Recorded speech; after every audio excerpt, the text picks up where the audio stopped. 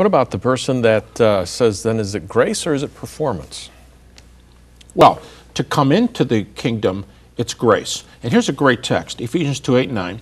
It's not by works, it's by grace, not anything anybody's achieved so that anybody can brag about it. But the very next verse, Ephesians 2:10, we quit quoting. We are his workmanship, created in Christ Jesus unto good works. And by the way, I think that's perhaps the best way to go after this so-called conflict between Paul and James.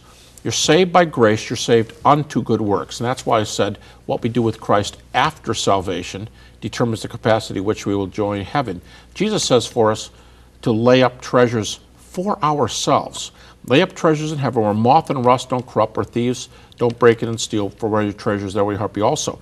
And I think that's it. I think that's the key right there. And I think there's a selfish way to do this. Look at me, diamond pretty big here, this ruby up here. That's obviously not the Christian hope.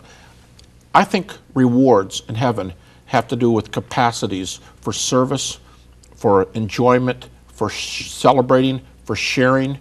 Again, what you do with Christ, it's by his grace. He anoints us. But this is why one man's put over 10 cities and one's over 5 and one's over 1. There are different, I think, different strokes for different folks.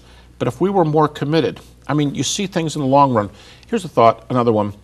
We work in America for 40 years to retire for what might be 7 or 8 years.